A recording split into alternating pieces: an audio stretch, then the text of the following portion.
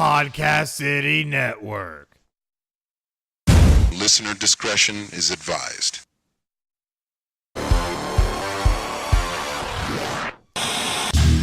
You're listening to The Everett Lee Show. A shot of entertainment to the head.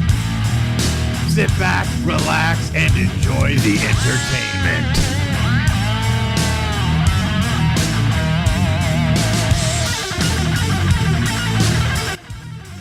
What's happening, ladies and gentlemen? Welcome to the Everett Lee Show podcast. I am Everett Lee. Quick shout out to all of my followers on Twitter. You can follow me at the Everett _Lee, Facebook.com/the Everett Lee. Click that thumbs up, and of course, PodcastCity.net, the official host of the Everett Lee Show. Well, 2 in a row, man. Who would have thought I would have hit 2 Everett Lee Show podcasts this week? And this is a good special podcast tonight because I have 2 great guests on, and my co-host from ELS Uncut, which you catch on Friday nights. Joining me on the program tonight is none other than David C. Russell of Deathmatch Russell Podcast. How you doing, David? I'm doing pretty good, Everett. How you doing tonight? I'm great, man. I'm just hanging in there, man. Just one hell of a week. I know it's been busy. Let's get to our guests tonight and see how they're doing tonight. Exactly. Let's get to the show. Yeah, we'll do it. We will do it, David. We will fire it up. You're ready. I'm ready. So let's do this. Let's drop some elbows tonight. How about that? Sounds great, brother. Tonight, joining us on the program is EHF Tag Team, Wrestling Tag Team, Big Facts. Please welcome to the program, Jason Page and Eli Shelton. How you guys doing tonight? Not too bad. How are you? Doing pretty good. Pretty good. Hey guys, how you doing tonight as well? Not too shabby. Thanks for having us, guys. Great night. Happy to be here, man. Awesome. I'd say you guys are having a really good night because we caught that video that Damien Saint, your manager, put up on his Facebook page. You there promoting your upcoming event, which we'll get to here in a little while. I just wanted to say that was great. I loved it. Me and David enjoyed that. We appreciate that. We try to make sure everything we do is outside the box and something totally different from the norm. So figured we'd go with something like that. Yeah, of course, man. I mean, you have to. You put content out there, and you have to go outside the box sometimes to get people to notice, which is fucking awesome. Now, wanted to start off with some questions here with you guys. Any one of you guys can nab this one here. Where did you guys grow up at?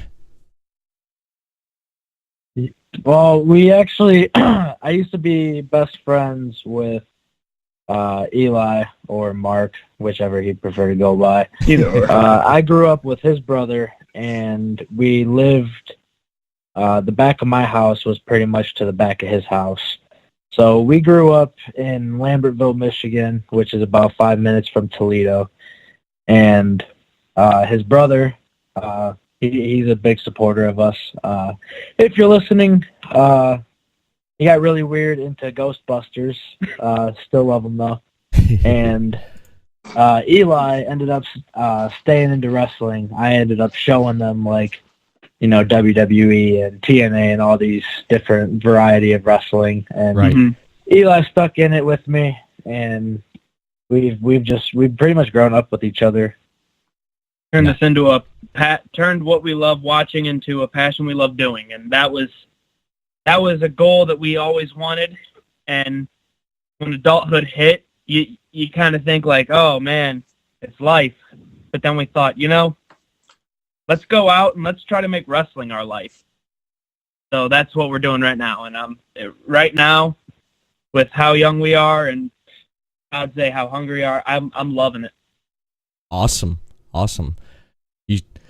I could definitely tell by the footage that I watched with Jason that I caught on YouTube, and I could tell, and just you guys love it and you're passionate about it.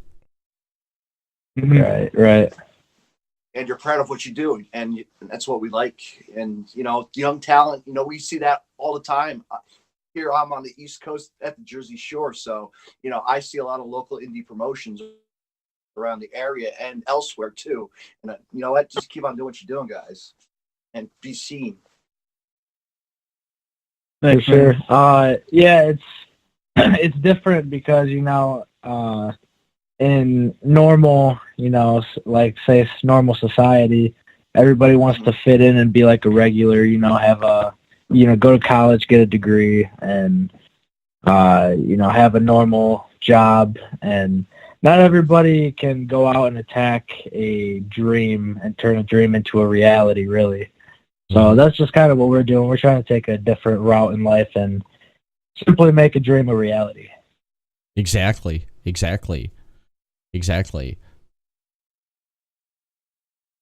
All right, guys. At what age did you get into wrestling? You can go first, youngin. I would, when I first started, I was years old, just a little lad. Jason ended up coming over to our house, and he's like, "Hey, I gotta show you guys something really cool." And it was Friday Night SmackDown. I remember it very well. I remember it was in the middle of the Mr. Kennedy Undertaker feud. They were going at it.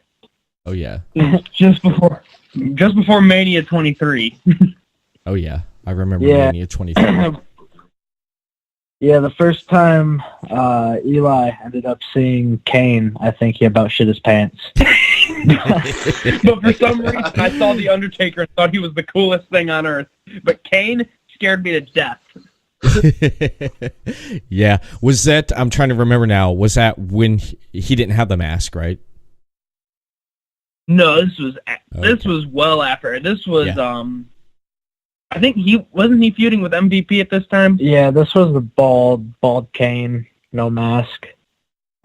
Oh, yeah. The See No Evil Kane. I remember that, man. Yes, See No Evil Kane. That was, it was right around that time. Yeah, but Eli, you wrestled, like, actual, like, wrestle, like amateur. Yeah, I ended up doing a little bit of that when I was, like, 6, and didn't quite understand that that wrestling was different from pro wrestling in my first ever wrestling meet, and ended up clocking a kid. And instant disqualification. And I was like, what did I do wrong? I see that all the time on TV. And my wrestling coach goes, no, this is not that type of wrestling. I was like, what is this? Oops. Whoops. Yeah. I'm sure you're like other people who grew up doing wrestling in school, seeing what was going on in WWE on TV, and you're like, you know what? If they could, you figured you put 2 and 2 together, you were going to do it, and you're going to try something, and the end result was not what you expected. No, it reminds me of like the one episode of South Park when they ended up doing that. Good old South Park. Oh yeah. I remember that episode. That was fantastic. Man. Oh, I love that episode. Yeah, I never did amateur wrestling myself, but if I did, I imagine I'd try to get somebody up for a tombstone or some shit, so I stayed away. But professionally, Eli got into it at 18, right? 18, 17. 17. Yeah, 17. I got into it when I was 20. Yeah. I did check out some of the on your profile there on Facebook there, Eli, with your wrestling, and that's pretty cool. That's pretty neat. Starting out and wrestling through you wrestled through high school, right?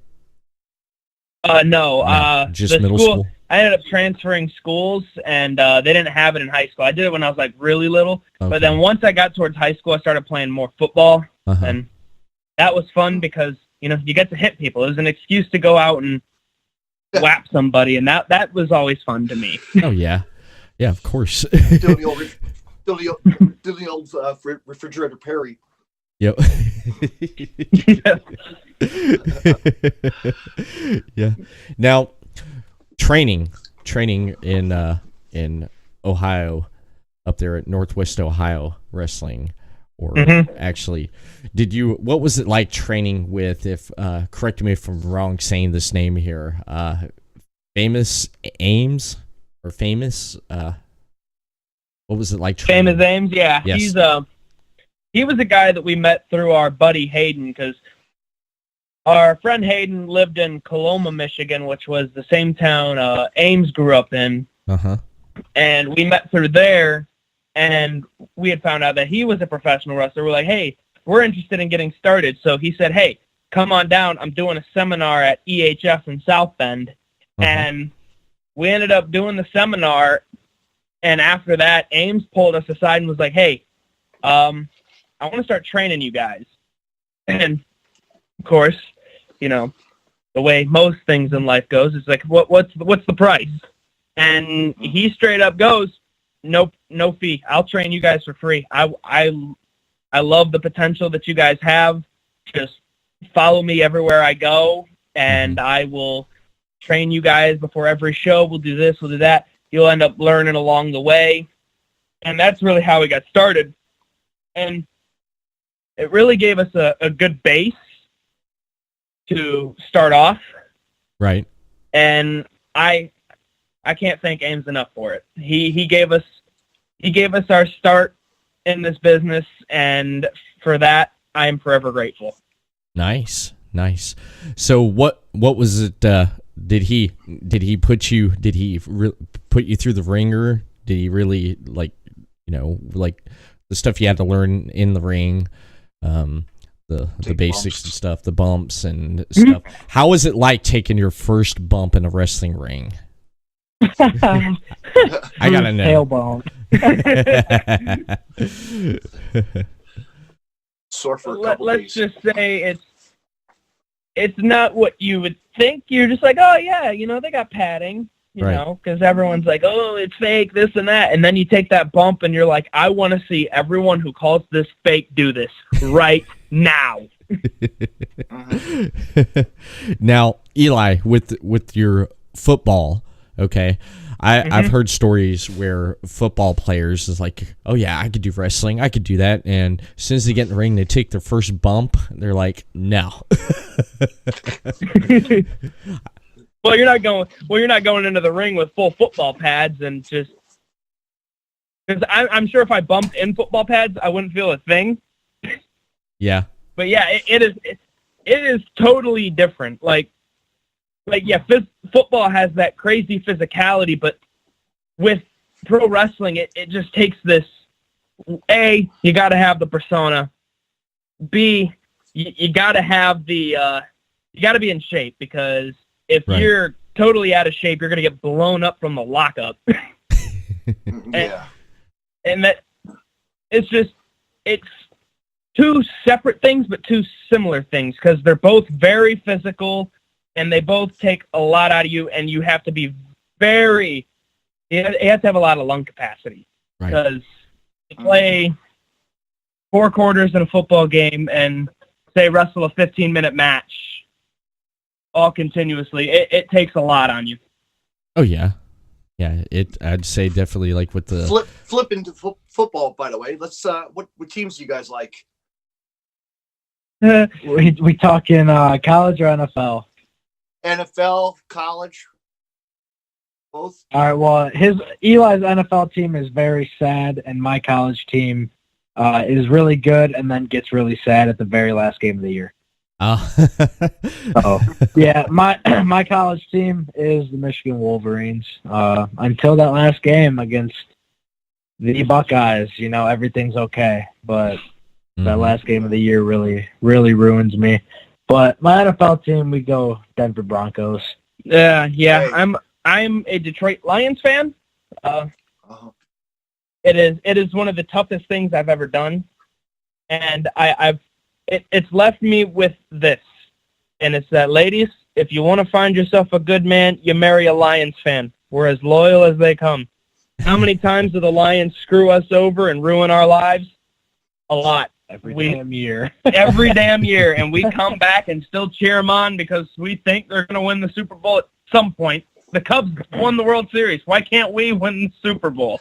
And Right. for college, it's a lot happier. It's Notre Dame. Oh, nice. Chris Carnage, Mhm. he's part of the Podcasting Network, and he does Chris Carnage Show, and his alter ego does Final Score, which is the new sports podcast on Podcasting Network. Chris Carnage is a Notre Dame fan, excuse me. And Good. myself for college, I watch more college. Well, I try to when I'm not, being a father with chasing my daughter around and stuff. But when I'm able to sit down and watch, I lived up in Tennessee for about 11 years, so I'm a UT fan. Volunteers. Yep. TOL. Yep. Like someone Not mentioned. that UT. Yeah. Someone mentioned they're like yeah, you got UT got their ass kicked by Bama. I was like, well, you know what? At least we went down fighting. We didn't just sit there and let Doesn't them. everybody get whooped by Bama, though? I know. It's like, what the hell? What the hell is Alabama? What the hell are they feeding their players, man? Are they feeding them what shit they fucking feeding them? That Saban stuff. That guy. You're probably gonna. Well, I'm at it's hard for me to say. Like, I'll say Notre Dame. I'm gonna pick them because my uncle really follows them big time. He's actually gone to a lot of the games, and also, but I am a fan of the Denver Broncos, and also Yeah, there you go. And I follow the Eagles, but yeah, we won't all boo. Yeah, whatever. But it's all good. It's all good. Football's football. Yeah. I could watch any football game unless it's like, if you were to put the 08 Lions and the 16 Browns against each other, I probably would not watch that because that would be a disgrace to the sport. I would. See how bad it could be. Well, yeah. Football is really interesting. I mean, what's going on this year with college and with the Giants, NFL and the stuff and horrible everything. Giants, I'm hating them. Sorry, but we all know that. Yeah. It's been a depressing year again for the Lions. Not surprised, but Right. maybe we'll get a good draft pick, but I've said that for many years. Yeah. Yeah. All right, guys. When did you debut for EHF Entertainment?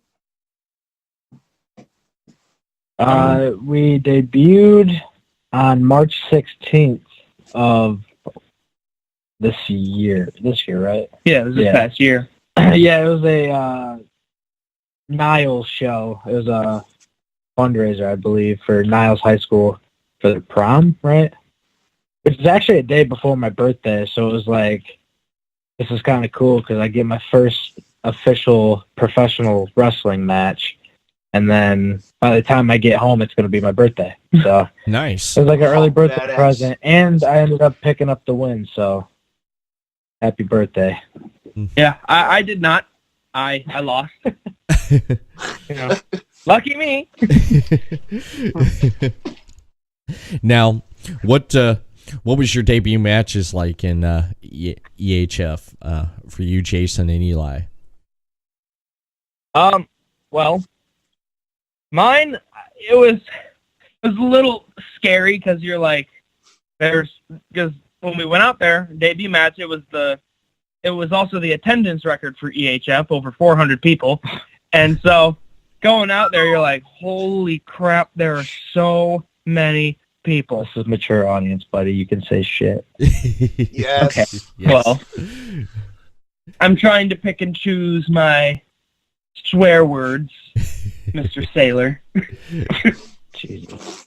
This is like the first time I've ever held back swearing. Usually I'm the one to spit out a swear word every other word. But funny story for our debut is we were doing Ames Army Uh-huh. at the Niles show. And we had the meeting, and we were told this was a PG show, which is untraditional for EHF. Right. The opening match was Ames versus Saddam for the EHF title. Uh-huh. And we ended up doing the Ames Army thing, and we all know how Ames' gimmick is, the dancing on people, very sexual. So we go out, we do Ames Army, we're dancing and stuff, we're doing our crazy thing, and this lady comes out, and she starts dancing with us. Oh, so we man. think, fan interaction time. Let's have some fun with the fans. Start dancing with her. Right. She takes off her jacket, and I'm like, oh, she's kind of gross. She's really feeling herself. And she's really excited. Yeah. And this is the first match of the show. Uh-huh. PG in a high school. And after taking off her jacket, proceeds to take off her shirt. Now she's in her bra. No. And now, Oh my God. and now we stop everything we're doing. We're just staring. And then unhooks the bra and security. Oh, no. Dramatic pause. Like Jerry Lawler would say, puppies. Puppies! Oh yeah, and we saw a nipple and everything, and Oh it was my just God. Oh, man. It looked like she was melting.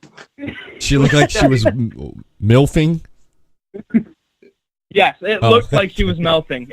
She had like her skin was just. Oh, it was my God. It was a pleasant sight to see. Oh, but melting. that's also the first ever. That's also the first ever time we ever had our debuts in professional wrestling. So, getting told that this is a PG show because it's held at a high school and it's a fundraiser, and we're trying to make a good impression on the parents. And the first thing they see with their little children is some druggie stripping naked for the whole crowd to see. And then, funny story, after about midway through the show, security escorted her out, obviously, after she started stripping. Oh, yeah. We found her in the U-Haul that we were hauling the ring in, and she was waiting for the Ames Army. Oh, my God. Shit. Oh, my God. You know what? I got a soundboard, and I definitely got to play this right here for you guys. You'll get a kick out of this here. All right. Since here we go. Damn! Damn! Were you guys like, Oh my God, what the fuck is that? I'll have to send you guys the picture, but there's a picture of me because there's pictures of this happening. oh, my They have God. pictures of all of it as it happened, and there's a picture of me, totally shock-faced. Like, I am in absolute disbelief of what's going on, and I'm like, jaw hit the floor, at like, what's going Could on? you imagine if that hit like TMZ or like one of those like virtual videos on YouTube? You know? Oh, my God. Oh, my God, man. Oh, my God. Was she basically like... It's on. Every day, all day. for the Ames Army? Yeah, it was. She was really. It's not like it was. A good sight either. It looked like you cranked the temperature to 1,000 degrees, and she was melting. Yeah, Oh, my God. It was like a what are those called? Those little wax museum. It looked like a wax museum was in a desert. Looked like something from the House of Wax from Vincent Price. It looked like something like that? Oh, Or man. Madame Tussauds. Yeah, it was disturbing to say the least. Oh, But man. that was our first memory of wrestling, and we're like, well, welcome to the business. Yep. That's the real deal. That's the deal. Oh, damn. Now, I wanna ask a little bit more about Northwest Ohio wrestling. Just being there before you got to EHF. How was that? How was doing that right there with Northwest Ohio wrestling, training and having matches? Mm-hmm. The guys at Northwest Ohio Wrestling they really put a lot of guidance on you. Everybody looks out for each other, which I love. Right. The training there is absolutely no joke. I thought I was in really good shape. I work out every day. And then Chris Chambers comes in with this absolutely ridiculous workout, and you're like, I can't walk. Yeah, I've burned muscles I never knew I even had. Yeah. And to say the least, whenever Eli and myself, whenever we go out to the ring and we have our tag team match, the second, our match is over and we walk in the back, there's about 5, 6, 7, 8 vets waiting for us to tell us, what we're doing really well, what we need to work on, and how we can fix certain things. So everybody over there is really influential to us. And the best thing about it is when they tell you to go and work on that stuff, you go into training to start off the week, and there they are to help you with it. And that's another thing you can really appreciate is they're looking out for you because they know the potential that a person has.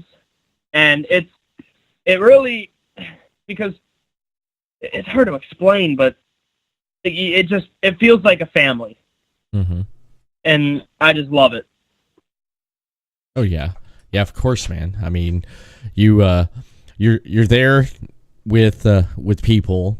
You're basically you're in a group of people that have the same passion as you do. You have love for the business, and it's good to be around that, and just being around veterans and trainers that basically want to give you the right guidance and put you in the right direction. And what more can you ask for? Right, for sure. Yeah, definitely. It was. I just love all the guys over at NOW. You got Chambers, Dre Jacobs, JJ Castillo, Colt Daniels, Alex Jordan, Alex Weir, Alan Graves. Yeah, they all look out for us. IndyCard Mafia. Yeah, I love those guys. Nice. Oh man, we're gonna have to. You guys are gonna have to get us those guys on here eventually. Down the line, we'll work some podcasts in with them. Yeah, for sure. Emanon and Brewington are just they're awesome. Yeah, they're good people. That's awesome. That is. All right, I'm gonna bring this to the next question, guys. Right now, how did you come to meet Damien Saint? Yeah, how did that come about? I'm interested in that right there. We've known Damien for quite a while, and David's known him longer than me. Yeah, actually, I met Damien at a. Actually, I was in Chicago for Freelance Underground, and my local company was there, Game Changer Wrestling. And Damien came out to the show. I was like, come out, meet me, hang out. He enjoyed it. It was a really fun night. Oh yeah, Damien's a freaking hoot. But so when we went for a seminar that Ames was hosting, Damien was sitting ringside, just kind of watching the people that came in, and Ames pointed at Damien, and Damien came in the ring, and he said, "This guy right here," pointing to Damien, is one of the best at giving a promo. And so Damien just kind of cut a shoot promo, and Damien really plugged into our minds. When you cut a promo, you want to say like where it's at, what the date is, what time. And so Damien really helped us, maybe indirectly, because we didn't know him and we didn't really ask, but like it's just stuff we picked up on that he kept doing. So yeah, Damien helped us with our promo work a lot. And when we do our tag team gimmick in NOW, our promos really have a tendency to blow up just because of how goofy we are. We try to make everybody laugh, but at the same time convey a message that we're going to be there. And make it so entertaining that they want to come out and watch us live. And that's the entire goal, is we want to make it entertaining to where everyone wants to see it, but entertaining enough to get the people out to the shows. Right. Yeah. Right. That's always good. I mean, yeah, you definitely do, and yeah, Damien is just he's great. He's a character. He's out there, and actually, I remember the time he was telling me about the time that he got in the ring unexpectedly for a tag match. Like he got involved in the tag match. Yeah, I remember that. Yeah. That was one of the EHF shows. Yeah. I remember, yeah, because Adam, he was just like, Damien, where are you going? You're in a tag match. And yeah, it was great because the way Damien acted in the ring, it was like remember whenever Paul Heyman would be in matches? Yeah. And like he'd wait for that opportunity, but like most of the time he's running away. That was Damien. And Damien did it in his own way to where it was really entertaining. Right.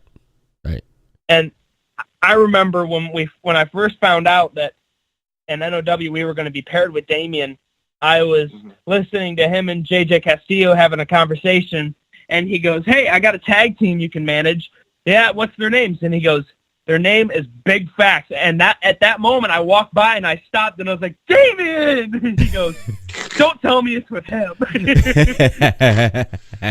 He's like, "Shit, man, no." Yeah, Damien and is always his famous saying. His famous saying, "You're adopted." Yeah. The first time we ever seen him work as a manager, he walked up to the kid in front of us that was booing him and told him, "Your parents don't care about you, kid. Go play in traffic because you're adopted." And we looked at each other and we were like, "What the hell did this guy just say?" Yeah. But it's perfect. It's perfect for what he does. It's great. It's a good catchthrill. And I mean, yeah. The faces and expressions of the grandmas and the parents, in the crowd, you're probably like, they're all cracking up. Like, Yeah. Damien really helped us a lot with our ability to think outside the box, especially for our promos. Oh yeah. Adam Graves helped out a lot too. Yeah. With some promo ideas, and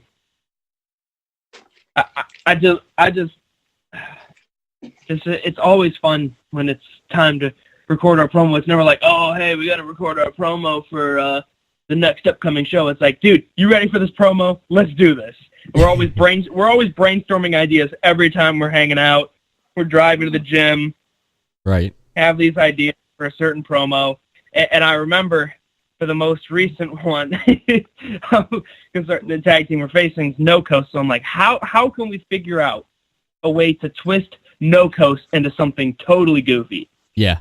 And it went from us going to be staring at a wall to me being in the bathtub with like tanning goggles on. 7-Eleven cup. Yeah. That was great. That was great. That was what I mentioned earlier. Me and David when before we were getting ready tonight, and noticed David was telling me. He said, "Did you see the video they put up there?" And I was like, "What video?" And he's like, "Yeah." He's like, "This is great." So I went over there. I checked out your guys' page, and I was going through, and I was like, "Are you sure I'm not seeing it?" And he says, "No, it was Damien." I said, "Okay." So I punched in Damien there, and I scrolled down. I looked and watched it there, and I watched David watch it with me, and it was fucking great. I was laughing. I was entertained, and you got my attention, and it was great. You got your point across, and what you wanted to do, what you needed to do, and I couldn't ask for more. If I was like, "Yeah, you got my attention now. You definitely got my attention." Do I have everybody's attention now? That's like You are gonna watch this promo, and you are gonna like it. Yeah, basically. If you guys have a chance, go back and watch Everett Lee's show, because he has this one character that his name is the Menace. Go ahead, tell a little bit about that. That's funny. Yeah. All right, since you put me on the spot here, David, okay. Yeah. Of course, David always has to put me on the spot here. And Now I know why I don't have you on the Everett Lee Show. I got you on ELS Uncut now. I got to rib you, David. You put me on the spot. I know. But I'm used to it. I'm accustomed to it. Okay. Yeah, I have the menace. This guy comes in and he wrecks my show. He jumps my guest. He knocks him out with ring bells. He jumped Chris Carnage from behind when we were doing a draft back in the day. We did Draft Tuesday, and I had him over for that, and he calls in. The Menace calls in. He said he's going to whip Chris Carnage's ass. We're like, yeah, right. And in the middle of doing a podcast, this guy comes busting in, blaze and glory, freaking knocks his ass out, busts my table, hits him in the head with the ring bell, and then another wrestler here in Florida, the Renegade, comes running in, and they're whipping each other's ass. And right in my studio, I'm like, what the fuck? Tore up my studio. Then to close out, he gets a surprise call, right? And comes to your house. Oh yeah, the 100th episode. Yeah, on the 100th episode, he calls me up and he has a gift for me. Okay, cool. Doorbell rings. I go answer it, and then there he is with the ring bell, and he knocks me out with it. You know, I mean, you can check this out on the Everett Lee Show Facebook page there in the video section. If you don't find it there, head over to Podcast City Network Facebook page and look in the video section. We could always get it right to you guys. Or you'll be able to see it right there in those two spots there.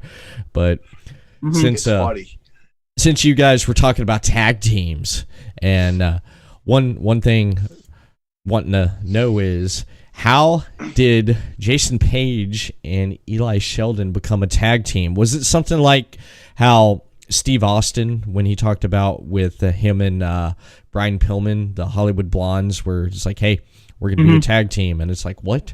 We're going to be a tag team? Hold up here. No one told me. You got the last notice. But how'd that come about, you guys becoming a tag team? Well, of course, with us growing up together, we always had the idea of, oh, we're going to go into wrestling together. We're going to do this. We're going to be great. And then originally we came in as singles, and then we get paired up into Ames Army. Yes. And then Ames Army splits, and we're like, we need to figure something out. We need to figure out something new, something fresh. And so we were told when we were going to NOW that they were going to be doing Jason Page and Mark Williams into a tag team together, because at other places like EHF and other, say, like there was like PWK and some other places, we would be rivals. Right. And so then it became something totally new, and now we're like, oh, now we're going to be a tag team. And we spent all this time trying to figure out a name forever, because we could never figure it out. We're like, oh, what's a name? And I was like, I don't want it to be something basic like, oh, say the bad guys or the good, something like that, you know? Right. And we were thinking forever, and you know, we thought Vicious and Delicious, but that was a branch of the NWO, so we're like, nope. You don't want to cease and desist. Yeah, I brought it up to our boss, and he goes, oh, you guys should have like a rhyme. Like, you guys work out all the time, and I mean, you guys look good. So what about like Twisted Steel and Sex Appeal? So I was like, you know, we could take that and run with it, but if we go to a PG show, I don't know if they're going to approve of that. Yeah. Right. So our friend group, anytime we say something like, if it's a nice sunny summer day and one of us are like, wow, that sun's really bright, you know, that's a big fact. So yeah. I looked at Eli as we were going to the gym, and I was like, you know what? I was like, let's just stick to what we know and what we say literally every day. Let's just call ourselves Big Facts, and we can even throw a hashtag and be fancy. So that's how that all became. Normally we work as rivals pretty much anywhere else, like EHF, where I go by the Future moniker. He goes by the Army of One, and we have our little rivalry there. And then at NOW, Robert Lopez, he said you guys are like ironically similar with your sense of humor, and that's just growing up with each other and learning each other's sense of humor. And we were like, yeah, we've grown up with each other. And he's like, how would you guys like to try becoming a tag team for NOW? And so we gave it a shot, and now we have a number one contendership. So I mean, we're making strides, and we got the fans behind us, so that's all we could really ask for. And at first, when we first presented Big Facts, and that was our name, everyone looked at us and was like, "That's the dumbest name I've ever heard." And after like 3 shows, everyone backstage, anytime something is said, I will hear in the distance Big Facts, and I'm like, "Excuse me? Did you just say that name was dumb? Now you're speaking it?" But it makes me smile because we have something that people can remember. Yeah. It's something so simple that when you hear our music hit, you're like, it's Big Facts. It's not like, oh, what's that tag team name? You remember it right away. And that's also key. It's not something so simple that it's basic, but it's also not too complicated. It's right at that perfect spot where everyone can remember it. And know it can be original because, I mean, I haven't heard of any other team named Big Facts. Yeah, no. It's simple, but it's original by us. So we just decided to keep it and run with it. Of course. It's like if you look at the tag team with the New Day when they put Xavier Woods, Big E, and Xavier Kofi Kingston together. They had 3 guys they weren't really doing much with there, and they stuck them all together, and they came up with the name New Day. When I first heard New Day, I was like, New Day? What the hell is this? Crap? Yeah, what the fuck is this, man? And then as time went on, because no one liked New Day when they first debuted. No one did. No, I remember everyone hated them. Yeah, everyone hated them, but as time went on, they grew. They actually grew on you, and you became a fan, and you enjoyed them because it's one of those things that takes time. And when you're telling me that with your name, of course, it's now it's starting to catch on, and people starting to like it, and they know it, and your name sticks out, and that's it's sticking out tonight. It's sticking out right now tonight. Big Fact is trending worldwide. How's that?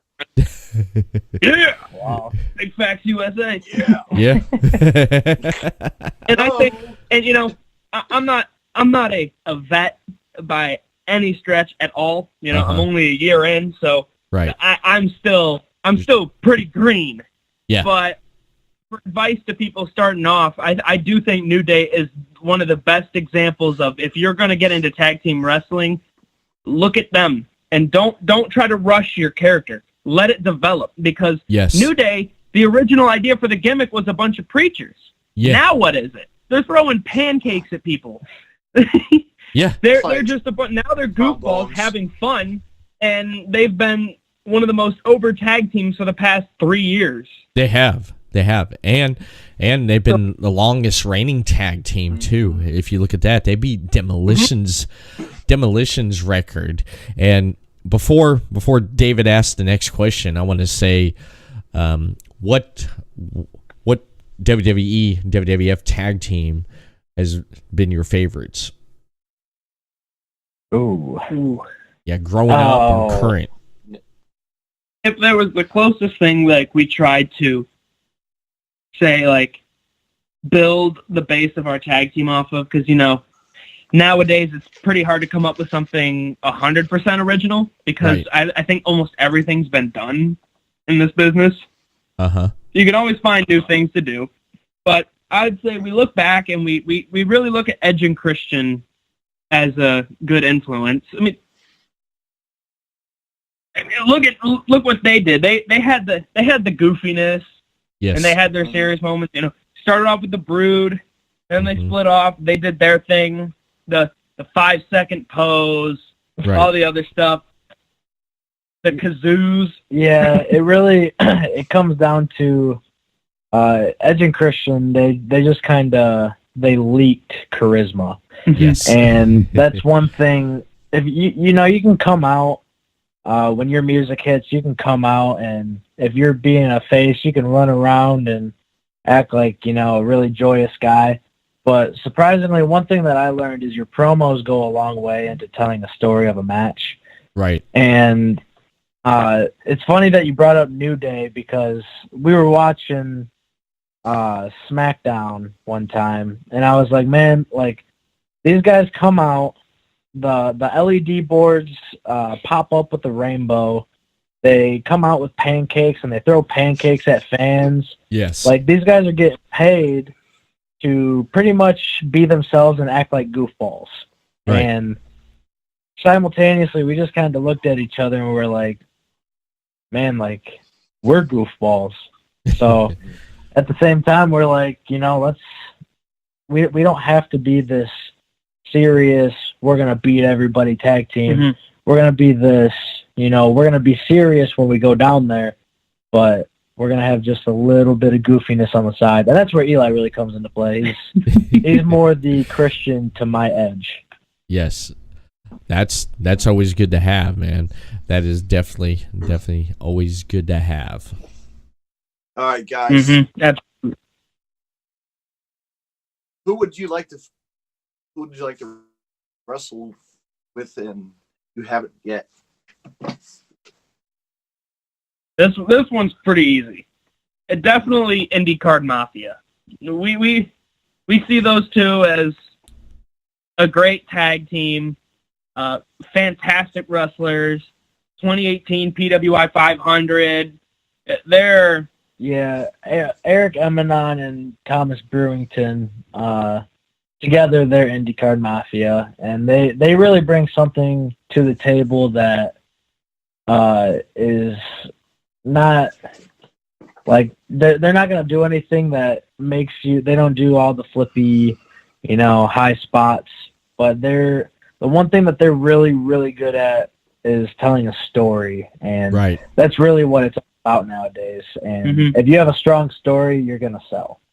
Yes. Yeah. And another thing is they've really helped us develop as a tag team along the way, giving us advice, you know, being there for us, almost taking us under their wing and being like, hey, do this and do that. And Emanon is also a good plug for Emanon. Yeah. IndyCar Media, I would say he is one of the best designers there is today. His ring attire designs, his T-shirt designs, they are absolutely amazing. And if you are an indie wrestler looking for a design, go to Eric Emanon and tell him that Big Facts sent you. Nice. Now, Yeah, if we could fantasize a little, I would.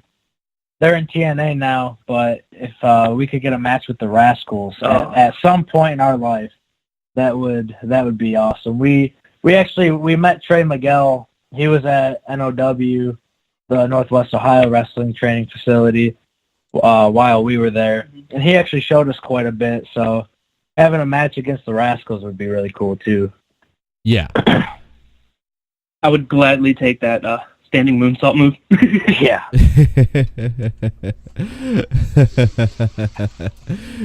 Could you I think another thing that would really help with a Rascals versus Big Facts is the promos. You got Rascals Circle, and then anything we would do, because we would figure something ridiculous out to do. Mm-hmm. It'd be a lot of fun. All right. And, you know, What upcoming events will we be able to check out Big Facts at? right now it's we have two. I know we got two big NOW events. We've got tomorrow at the Jump Boost Gaming Warehouse in Toledo, Ohio, taking on No Coast. The winners, the number one contenders for the NOW tag team titles, which that would be against Wet Dream, against Aaron Daniel Norman and Big Fish Rambowski. We faced them once. We came close, but fell short. Hoping we can win this match tomorrow and get some redemption and get that gold. Also, we got it's December 14th. We're hosting a Toys for Tots event for NOW, and Jason will be a part of a 5-on-5 elimination tag team match. Oh yes. And that should be exciting. Yes. Yeah, we got on our team. I would be known as more the high flying guy, and then across from me is Jonte Keith, Who just likes to kill himself. Yeah, and he is the owner of the newly found Homicide Dive, because when he dives, it's a close call. He does some things that you sit there and think, why would he do that to himself? So with him on one side and me on the other, I think we'll have quite a bit of fun, to say the least, in that Survivor Series style match. But I believe January 19th would be the next big show at Northwest Ohio Wrestling. Again, at the Jump Boost Gaming Warehouse. And if we beat No Coast tomorrow, I believe that would be The tag title match. So we just got to win tomorrow, and then it's on to Wet Dream. Nice. Yeah, we're not overlooking No Coast though, because they do have plenty of experience. They got some talented guys. It's gonna be an awesome match. But in the end, Big Facts is gonna come out on top. I'd love to see that. I'd love to see you guys live. Now, what is there to come in 2019? Because 2018 is almost over. We have a few more weeks until 2018 is over. What should we look for with Big Facts in 2019? Well, the plan is to go nationwide, and we've got a couple things set up for us to go. And Brutal Bob Evans helped set us up some bookings across the country, in Portland, Rhode Island, Tennessee, Nevada. Too bad. Did you hear about that one though? Yeah. They moved the date. Yeah, he helped us get set up in Vegas, but they ended up moving the date to a day we were already booked, so that one ended up having to be scrapped. Georgia one. There's Tennessee. Yeah, I said Tennessee. Oh. But yeah, we got all the a big shout out to our pal Uncle Bob for those. He's an if you're an indie wrestler and you are looking to do a seminar, I highly recommend his. There's a lot you can learn from him, and he is a great mind in the business, and he's very well respected. It is a great idea to get on his good side, because it can help you get more bookings and further develop yourself as a wrestler here in the business. Yeah, when we took Uncle Bob's seminar, when you hear the words "tell a story," you kind of think like almost Gargano Ciampa, like, okay, you get people to come out and see what's happening, and then bam, something happens to where, wow, they got to come back the next show. Brutal Bob actually showed us that if I'm wrestling, say I don't even know Eli, he's from a different state and I'm from this state, and we're at the same company and we get thrown into a match together, you can actually tell a story, but obviously it won't be deep like a betrayal. Right. Like if I'm holding on to his head and I keep trying to work his head, you can tell a story by just trying to get control of a headlock. Right. And that just comes with, smart transitioning and ring IQ and being able to walk as you go and talk as you go. Yes. And yeah, he really showed us you can tell a story by just trying to keep control in the match. So he really opens your eyes to different perspectives of the business. That is awesome. That's great, man. And he's still in the ring to this day. He's still wrestling. sometimes. Yeah. Yep. Yeah, that is something He's right done there. work with Ring of Honor, a bunch of other people. Yeah. It's worth it, 100%. Yeah. I would travel all over to do those seminars because you could learn just so much more every time he does it. And we were blessed enough to have that with him. And then he ended up liking our work because he ended up watching our match, and he really said he enjoyed what he saw, and he thinks that there's a lot more we can do.